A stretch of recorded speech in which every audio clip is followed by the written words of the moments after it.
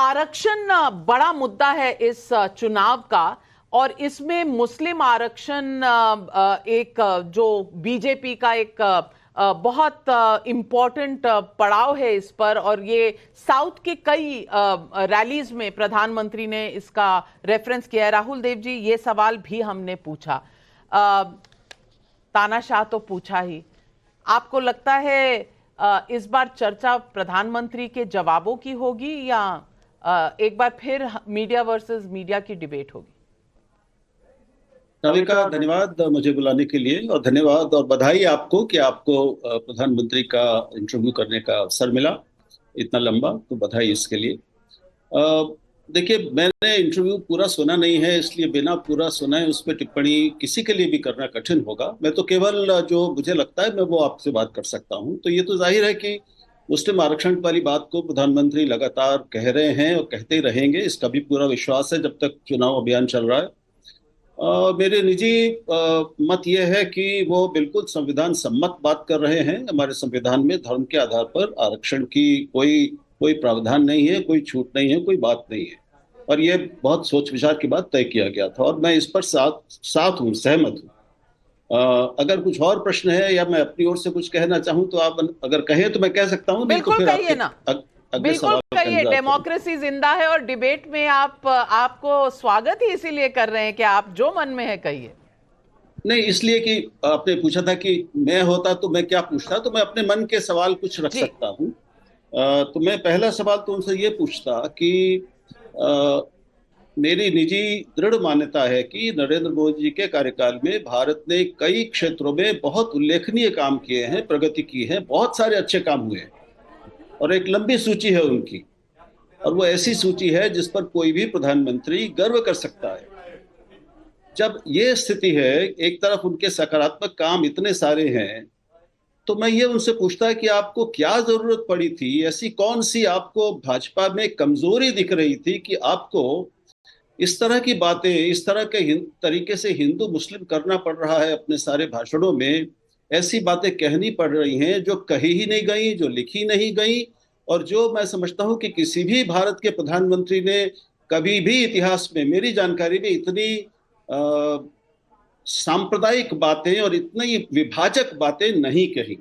एक तो प्रश्न मेरा ये होता। नहीं राहुल जी, इसमें मैं एक चीज आपको कहूं कि हमने ये सवाल प्रधानमंत्री जी से पूछा कि जो उन पर आरोप लगाता है एंटी मुस्लिम होने का, या जो आरक्षण की बात वो कर रहे हैं, या फिर उन्होंने एक बड़ी इंपॉर्टेंट बात कही है, और इसलिए सभा जी को तो ये इंटरव्यू जरूर देखना चाहिए, क्योंकि उन्होंने कहा कि मैं मुसलमानों के लिए पहली बार वो चीज कह रहा हूं जो मैंने आज तक किसी इंटरव्यू में नहीं कही है। अब वो क्या कहा है वो तो अब से थोड़ी देर में पता चल जाएगा, लेकिन ये सवाल हमने उनसे पूछे हैं कि क्यों इस तरह की चीज।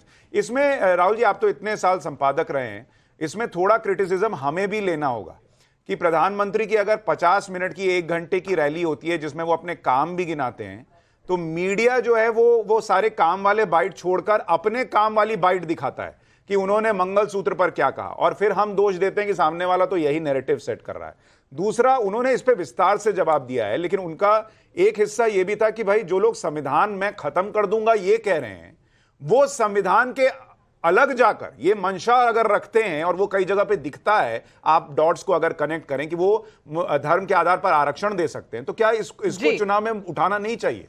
बिल्कुल ये सवाल पूछे। और हर्षवर्धन त्रिपाठी जी, ये सीधा सवाल अगर पूछा जाए कि प्रधानमंत्री जी, आपको एंटी मुस्लिम कहा जाता है क्योंकि आप जिस तरह की पोजीशन और जिस तरह की बातें करते हैं उससे कहीं ना कहीं आपका जो एंटी माइनॉरिटी माइंडसेट है ये डिस्प्ले होता है, नंबर 1। और नंबर 2, ये जो आरक्षण की बात है धर्म पर आधारित, आप इसको कह रहे हैं कि मैं हटा दूंगा, लेकिन आपके अलायंस पार्टनर हैं, चंद्रबाबू नायडू हो या जेडीएस हो, जनता दल सेक्युलर हो, बेंगलोर की एचडी देवेगौड़ा की जो पार्टी है, उनके साथ आप फिर कैसे निभा कर सकते हैं? अगर ये दोनों सवाल पूछे हों तो आपको लगता है ये सवाल कहीं ना कहीं आप भी सोचते, आप भी पूछते?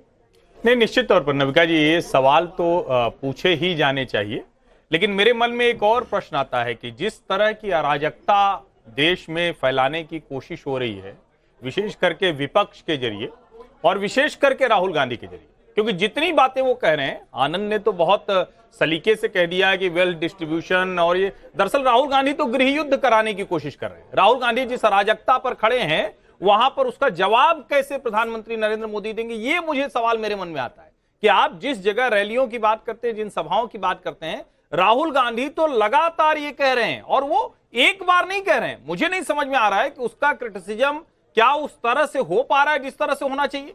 और वो सवाल निश्चित तौर पर प्रधानमंत्री जी से पूछा जाना चाहिए कि विपक्ष अगर इस पिच पर खड़ा है तो आपका उसका जवाब क्या है, वो जरूर जनता जानना चाहिए। क्योंकि अगर वो कह रहे हैं कि हम सबसे लेके सबको बांट देंगे तो सुनने में तो बड़ा अच्छा लगता है, इसका आपका जवाब क्या है, आपके डेवलपमेंट मॉडल में उसकी काट क्या है, ये मैं जरूर जानना चाहता हूं। बिल्कुल सही कहा। एक मैं प्रधानमंत्री जी ने एक और हमने जो सवाल उनसे पूछा था वो था अर्थव्यवस्था का, कि आगे की राह कैसी है, और इस पर हमने एक सवाल पूछा। पहले आपको सुनवाती हूं क्या सवाल था और किस तरह सवाल जो है इंटरव्यू में अर्थव्यवस्था पर जो विपक्ष का कहना है, ये सवाल भी सुनिए और जवाब के कुछ अंश हम आपको सुनवाते।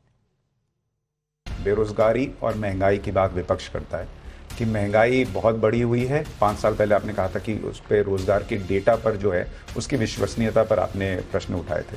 क्या बेरोजगारी और महंगाई आपकी सरकार के लिए चुनौती है? हमने ये सवाल पूछा और ये सवाल आनंद रंगनाथन जी बहुत गहरा है कि हम तीसरी नंबर की अर्थव्यवस्था बन जाएंगे। ये प्रधानमंत्री हर रैली में कहते हैं कि मैं आऊंगा, थर्ड टर्म होगा और तीसरे नंबर पर हम पहुंच जाएंगे। इस पर हमने जब पूछा तो चौंका देने वाला जवाब था सुशांत जी। और हमने ये भी पूछा कि देश और विदेश के कोई कनेक्शंस हैं, कोई ऐसा इकोसिस्टम है जो हमें रोकने की कोशिश नहीं करेगा, ऐसे कोई भी तथ्य प्रधानमंत्री के सामने हैं? ये सवाल हमने पूछा। आपको लगता है इसका जवाब आप सुनना चाहेंगे? नाविका जी, बिल्कुल सुनना चाहूंगा, लेकिन अभी देखिए मुझे नरेंद्र मोदी जी के जवाब नहीं पता, सिर्फ सवाल गेस कर रहे हैं, तो मुझे ऐसा लग रहा है मैं राहुल गांधी जी की तरह चेस खेल रहा हूं। मुझे पता नहीं कि मैं किसके साथ खेल रहा हूं। लेकिन जैसे आपने बेरोजगारी की बात करी, आपने अनएम्प्लॉयमेंट इन्फ्लेशन की बात करी, वो तो डेटा सबके सामने है कि lowest unemployment 3.2% on record last year था। लोएस्ट इन्फ्लेशन अभी 4.9% चल रहा है, जब यूपीए 2012-13 में 11% 12% होता था। आपको अनएम्प्लॉयमेंट ले लीजिए, आप जीनी कोफिशिएंट, इनइक्वालिटी ले लीजिए, ये सब मुद्दे क्यों नहीं उठा रहा विपक्ष? क्योंकि डेटा कह रहा है कि ये मुद्दे है ही नहीं इलेक्शन के।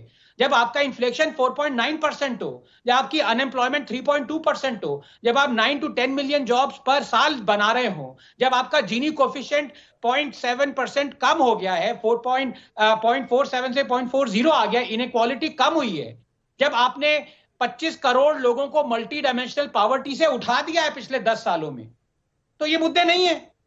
तो वो खुद, जैसे सुशांत ने कहा कि 1 घंटे की स्पीच थी मोदी ने, उसमें से 2 मिनट का उठा लिया और ऐसा भ्रम फैला रहे हैं कि सिर्फ हिंदू मुस्लिम किया, बाकी सारी बातें ही नहीं करी। तो ऑब्वियसली ये सब उनके जवाब से ही पता चलेगा उन्होंने इन्फ्लेशन और इसके बारे में क्या कहा।